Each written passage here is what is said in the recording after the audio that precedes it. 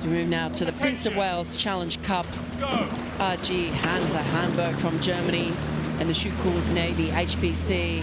United States of America crew. The contrast from the 8 to the quad, it's somehow a lot quieter, a little bit smoother looking, isn't it? And you can really compare and contrast what's going on here. Nice clean start from both crews, and no problems with the steering, nicely widely apart at the moment. In fact, probably on the left of our picture, the Hamburgers looking a little bit close to the booms. The umpire's looking across to check that they're not going to have a problem, and they've corrected. In 2, 1, strike, with length. And you can hear the crew calling there. So normally, I'm not sure quite who was giving the command there from the crew from the United States, but normally it's the rower in the 2 seats, second from the right-hand side of your screen, because they can be heard best by everyone in the crew shouting the commands. Of course, no coxswain in these events in the quad sculls. But both crews pretty level here in this early stage. Yeah, it's great seeing the Navy crew. These guys have all rowed together in different combinations, but not in this combination, so it's a new order for them. But they're looking like they've got out to a great rhythm here. Of course, it's easier to steer in the quad because each rower has 2 oars, so each can play their part in keeping the boat straight. But most of the quads will have a rudder, which allows one of the rowers in the crew to steer. And here in the bow seat of the Navy crew, the bowman has the steers, and probably the 2-man, as you say, is going to be doing the call, so everybody in the boat can hear them. As we move up to Upper Thames, and we can look down into the Navy boat there.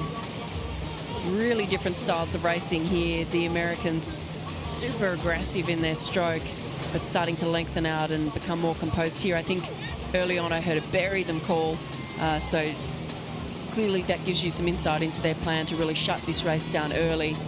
And as they've been able to stretch out into a lead here, it has become a significant lead over the crew from Hamburg in Germany. Yeah.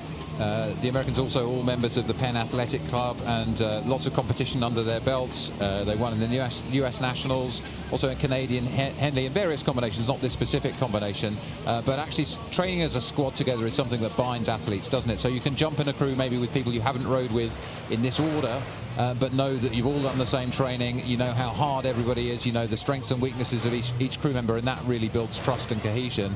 And they've got a really nice commanding lead here, sitting here. As you say, Matt, nice commanding lead here.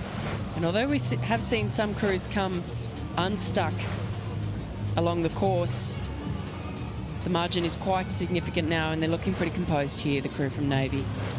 And Sarah, you know a lot about sculling, so talk us about the style that you can see here. What kind of style are you seeing? Yeah, so you can see that they're not particularly back-ended with what they're doing. They're using their bodies effectively, but there isn't a huge amount of sit back, and they're almost, I won't say cutting it off, because they're not cutting their strokes off, but it is perhaps a little bit shorter through the back end than if we get a shot of the trailing crew here from Hamburg in Germany.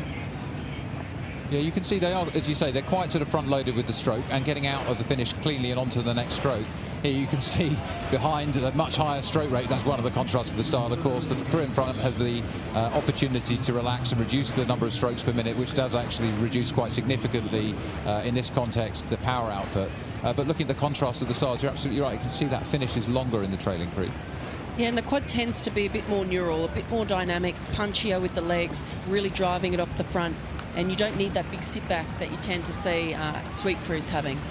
Yeah, so the Hansa crew behind, they're the lightweight crew of only 76 kilos versus the Navy, which are 91. So there's an enormous weight difference. And I think that's the other thing you can tell is the power difference. And as you say, the Navy crew powering from the front end of the stroke and powering themselves into a nice place in tomorrow's semi-finals here at Henley.